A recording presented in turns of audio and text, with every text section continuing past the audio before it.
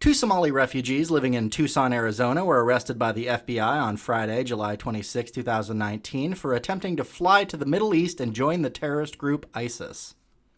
The two men, Ahmed Mahad Mohammed and Abdi Yamani Hussein, who are 21 and 20 years old respectively, bought tickets to fly to Egypt under false pretenses of going to a wedding and were arrested at Tucson International Airport.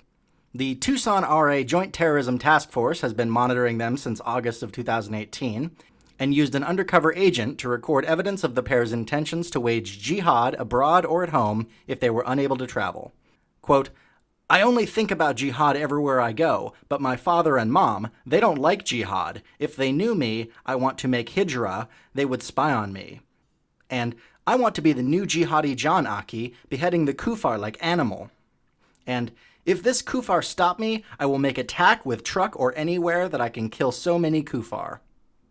And the best wake-up call is Islamic State to get victory or another 9/11. During one meeting with the undercover agent, Hussein made reference to the ceremony after the last presidential election being a good target and said he wanted to blow up the White House.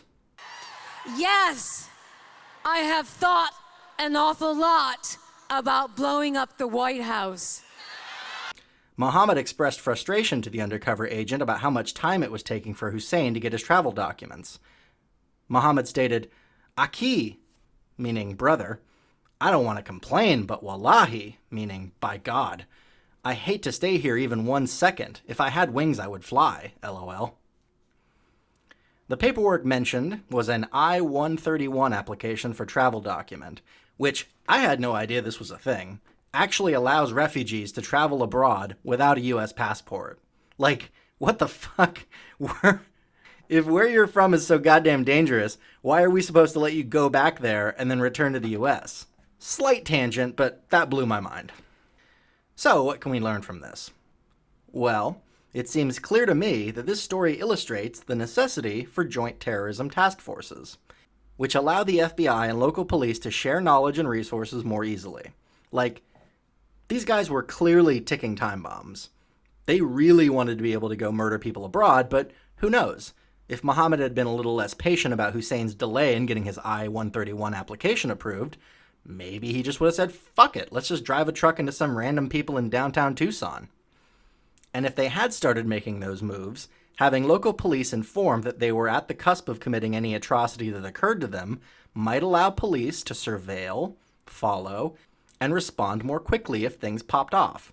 You hear me, Portland, Oregon, with your constant flip-flopping on maintaining a joint terrorism task force? You're putting lives in danger to virtue signal, you fucks. According to the Arizona Department of Economic Security, Arizona has taken in 6,520 refugees from Somalia since 1992. On February 18, 2016, one Tucson neighborhood had numerous pro-ISIS and murderous anti-American slogans spray-painted on its walls. Recently, as I'm sure you've heard, a tweet by Donald Trump called for 4 first-term congresswomen to go back to their totally broken, crime-infested places from which they came. On July 29th, Senator Rand Paul offered to buy Representative Ilhan Omar a ticket to Somalia, where she's a refugee from, so that she will appreciate America more. Quote, "While I'm not saying we forcibly send her anywhere, I'm willing to contribute to buy her a ticket to go visit. And I think she could look and maybe learn a little bit about the disaster that is Somalia, that has no capitalism, has no God-given rights guaranteed in the Constitution, and has about 7 different tribes that have been fighting each other for the last 40 years. Then maybe after she's visited Somalia for a while, she might come back and appreciate America more." Clearly, between the two wannabe terrorists and Mohammed Osman Mohammed, the Somali-American student that tried to set off a car bomb in Portland in 2010, but was once again stopped by a joint terrorism task force. If you're interested in that story, give my video, Portland Imam Deported for Terrorism, a look-see. I'll leave a card at the end of this video. Rand Paul might just be a bit optimistic in thinking that Somalis are even capable of ever noticing how good they have it in the U.S. compared to the country that they had to desperately flee for their lives. Except Ayaan Hirsi Ali, she's waifu material. Who knows what evil lurks in the hearts of men? The shadow knows. Hi guys, Media Shadow here.